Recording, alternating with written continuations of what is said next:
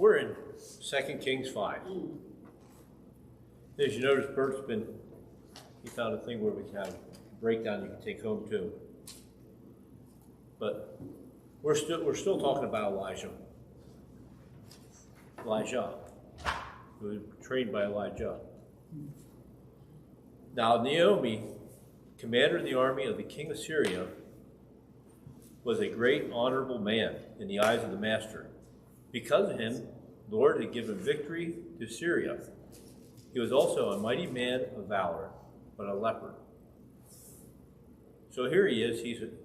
He's a mighty man of the army. He's a commander. And he has leprosy.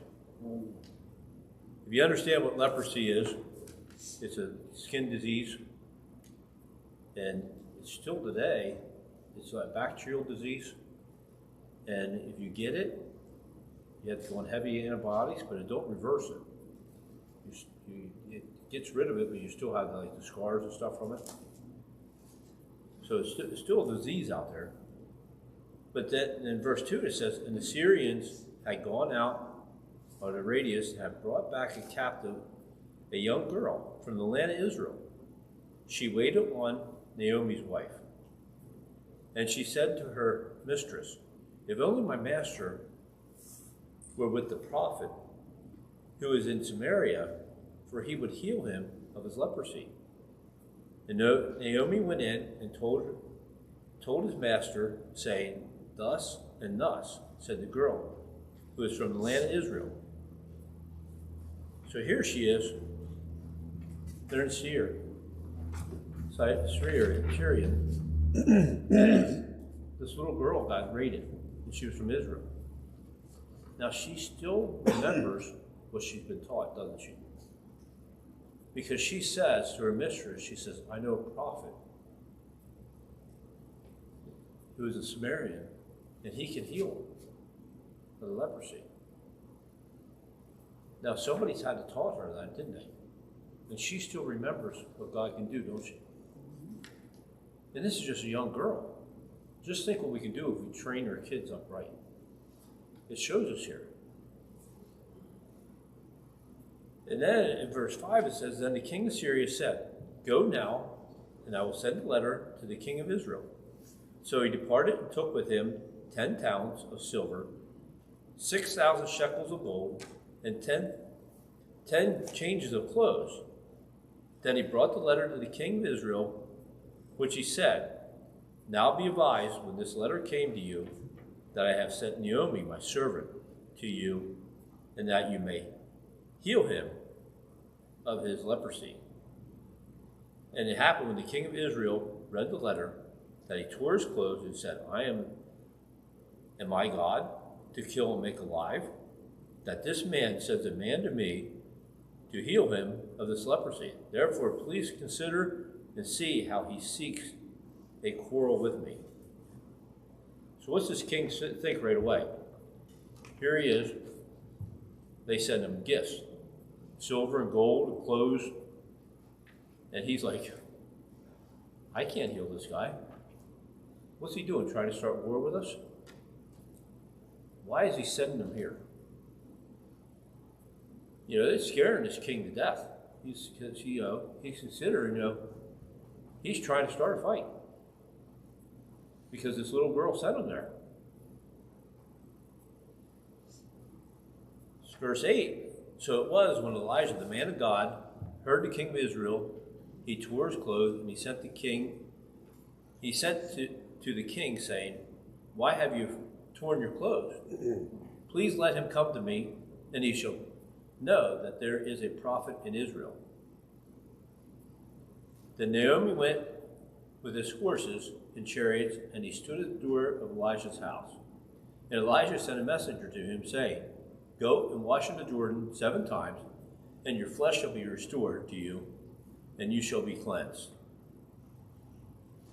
But Naomi became furious, and went away and said, indeed, I said to myself, he will surely come out to me and stand and call on the name of the Lord his God, and wave his hands over the place and heal leprosy.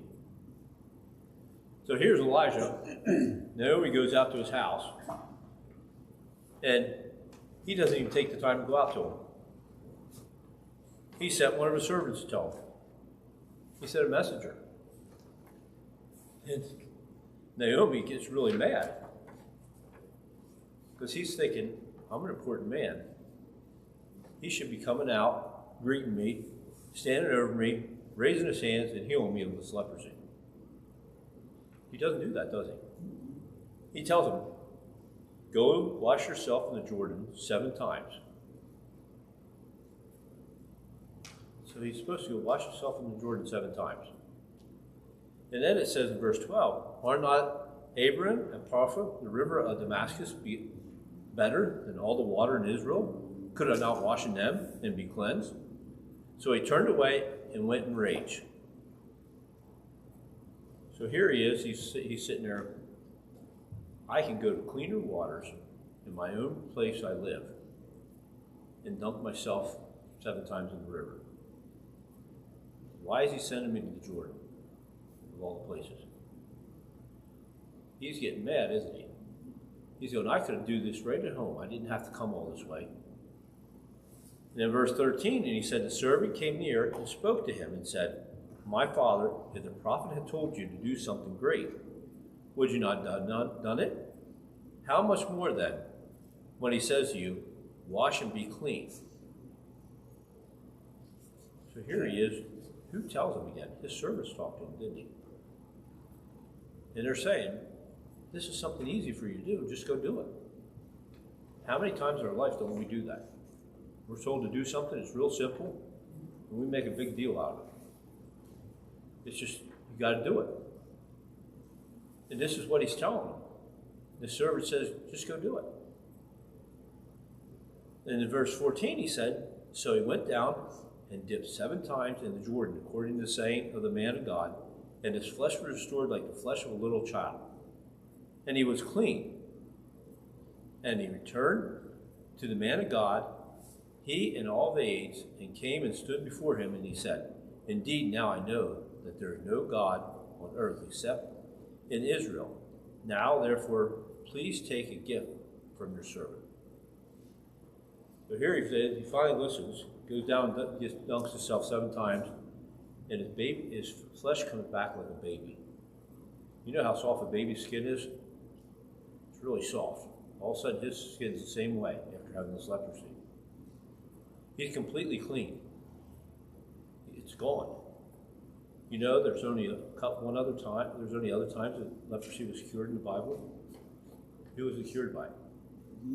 Jesus, wasn't it? And this is such an important thing. It's actually even mentioned in Luke 4:27. And many lepers were in Israel in the time of Elijah, the prophet, and none of them was clean except Naomi, the Syrian.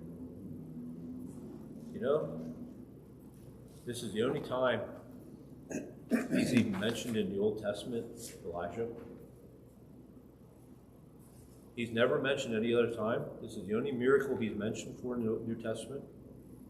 As you read it, it is cured this leper. What are they doing? They're preparing them for when Jesus comes, aren't they? Because who's the only other one that cures them? It's Jesus. So this is a step in the way, making the moves for Jesus coming again, for when he came. But then he said, there's indeed, I know there is no God on earth except Israel's God. What does Naomi do? He changes to follow God, don't he? All of a sudden he starts following Israel's God because of what happened. And then, in verse 16, but he said, as the Lord lives, before whom I stand, I will receive nothing. And he urged him to take it, but he refused. Elijah wouldn't take a gift off him, would he? Naomi tried to give him a gift, but guess what? He wouldn't take a gift. He wasn't going to take a gift of the world. He already knew he had God. So in verse 17, Naomi said, then if not, please let your servant be given 2 mule loads of earth, for the servant will no longer offer either burnt offerings or sacrifices to any other god but to the Lord. So here he does. He wants to say, I know which God I want to worship. Let me take some of your dirt from here. He wants something to remind him of God. So he's taking some dirt from Elijah's place. And then in verse 18 it says, Yet in this thing may the Lord pardon your servant when my master goes into the temple of Ramah to worship there. And he leans onto my hand, and I bow down in the temple of Ramah. Where I bow down in the temple of Ramah, may the Lord please pardon your servant in these things. Then he said to him, Go in peace. So he departed from him in a short distance. So he goes back. But Gehazi, the servant of Elijah, the man of God, said, Look, my master has spared Naomi, the Syrian, while not receiving from his hand what he brought. But as the Lord lives, I will run after him and take something for him. So Gehazi persuaded Naomi. When Naomi saw him running after him, he got down from the chariot and met him and said, Is it well? And he says, All is well, my master has sent me, saying, Indeed, just now 2 young men of the son of the prophet have come to me from the mountain of Ephraim. Please give them the talents of silver and 2 changes of garment. So Naomi said, Take the 2 talents. And he urged him, and bound 2 talents of silver and 2 bags with 2 changes of garments, and handed them to him on a servant. And they carried them on ahead of him. When he came to the citadel, he took them from his hand and stored them away in the house. Then he let the men go, and they departed. Now he went in and stood behind the master of Elijah, and he said to him, Where did you go, Gehazi? And he said, Your servant did not go anywhere. Then he said to him, Did not my heart go with you? When the man turned back from the chariot to meet you, is it time to receive money and receive clothes, olive groves, and vineyards, sheep and oxen, males and female servants? Therefore the leprosy of Naomi shall cling to you and your descendants forever. And he went out from the present leprosy as a white as snow. So here he is. Gehazi decided he wanted the treasures, didn't he? So what did he do? His greed, he went and told Naomi that Elisha wanted the gifts, didn't he? He went and got them. And what happens? Elijah knew, and he put the curse on him. Now he has leprosy.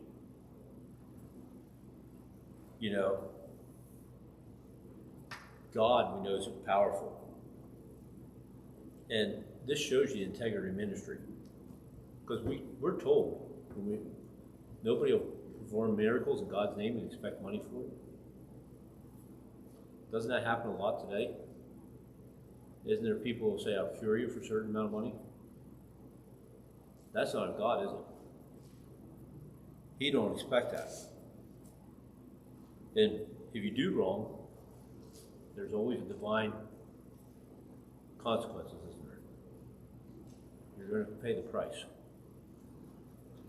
And we need to learn, we have to be faithful and be obedient to what God says. Let's go to prayer.